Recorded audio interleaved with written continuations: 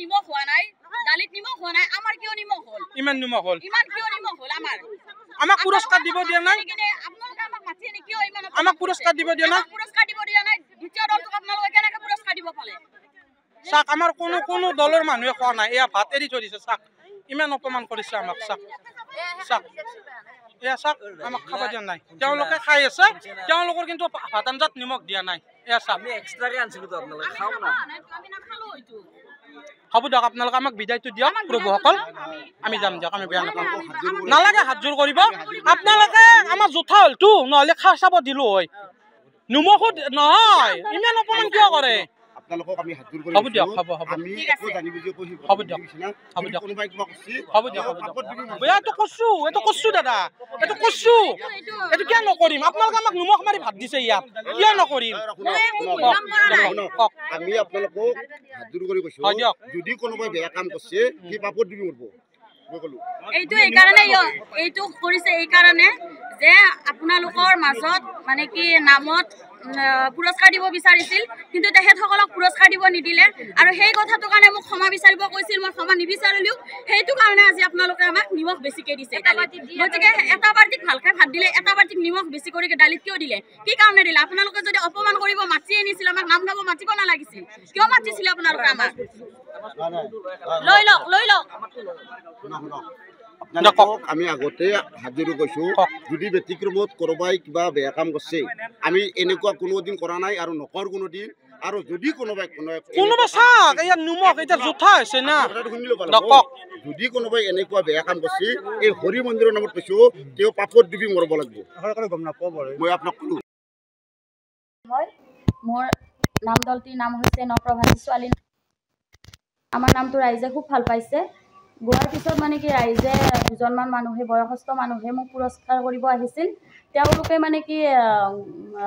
আছে 2-3 মিনিটমান ৰখি আছিলে তাৰপিছত তেওঁলোক মানে কি কমিটিৰ পৰা এটা ঘোষণা কৰিলে যে ইয়াত কোনো ধৰণৰ পুৰস্কৃত কৰা নহ'ব তাৰপিছত মানুহজন গুচি গ'ল মই থিয় হৈ থাকিলোঁ কিন্তু কমিটি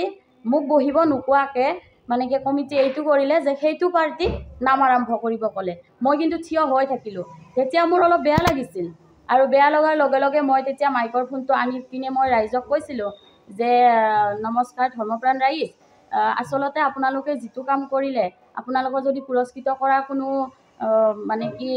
উদ্দেশ্য নাছিল আপোনালোকে এইটো আগতে আলোচনা কৰিব লাগিছিল কিয়নো এনেকৈ ৰাইজৰ মাজত থিয় হৈ থাকি আমাৰো ভাল নালাগে এইটো অপমান কৰাৰ নিচিনা হয় গতিকে যি নহওক বাৰু মোক যি কৰিলে ভৱিষ্যতে যে আৰু বেলেগ মানে কি পাঠকক এনেকুৱা নকৰে তাৰ বাবে মই অনুৰোধ কৰিলোঁ এইখিনি ক'লোঁ কোৱাৰ পিছত নাম শেষ হৈ গ'ল কমিটিৰ মানুহে মানে কি কৰিলে মোক মাতি লৈ গ'ল মোৰ লগত মোৰ পালি এজনো লৈ গ'ল তাৰপিছত মোৰ হাজবেণ্ড গ'ল নাগৰো গ'ল এনেকৈ গ'লোঁ যোৱাৰ পিছত সিহঁতে ৰুমৰ ভিতৰত দৰ্জা বন্ধ কৰি মোক কৈছে যে বাইদেউ আপুনি ভুল কৰিছে আপুনি ক্ষমা খোজক ৰাইজৰ ওচৰত তেতিয়া মই ক'লোঁ যে মই কিয় ক্ষমা খুজিম মইতো একো ভুল কৰা নাই তেতিয়া মানে তেওঁলোকে ক'লে হেৰি আমাৰ দুখন গাঁৱৰ মাজত কাজিয়া হৈছে গতিকে আপুনি ইয়াত আমাক কিবা এটা মীমাংসা কৰি দিয়ক তেতিয়া মই কৈছোঁ যে মই কি মীমাংসা কৰি দিম আপোনালোকক মোৰতো তাত মীমাংসা কৰিব লগা একো নাই গতিকে আপোনালোকে নিজে এইটো মীমাংসা কৰি ল'ব লাগিব মই ইয়াৰ মাজত সোমাব নোৱাৰোঁ তাৰপিছত তেওঁলোকে মানে কি বহুত কিবা কিবি বেয়াকৈ কৈ আছে লাষ্টত মই আৰু সহ্য কৰিব নোৱাৰি মই উঠি গুচি আহিলোঁ তাৰ পৰা আহি নামত বহিলোঁ তাৰপিছত নেক্সট সেইটো পাৰ্টি নাম সেইটো পাৰ্টিক 100 টকা এটা পুৰস্কৃত কৰিছে কোনোবা এজনে তাৰপিছত দুজনমান মানুহে মানে কি কৰিছে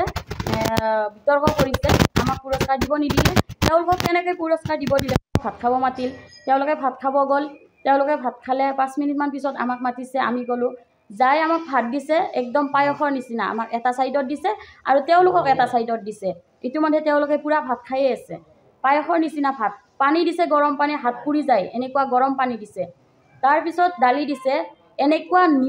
নিমখৰ মানে কি হেৰিত খাব ভাত মানে কি খাবৰ উপায় নাই দুজনী ছোৱালী আমাৰ ভাত খাইছিল সেই দুজনী ছোৱালী 2 টেপামান ভাত খোৱাৰ পিছতে এনেকুৱাকৈ বমি কৰিছে এনেকুৱাকৈ নিমখ দিছে কিয় তেওঁলোকে আমাক কি মাৰিব বিচাৰিছিল নেকি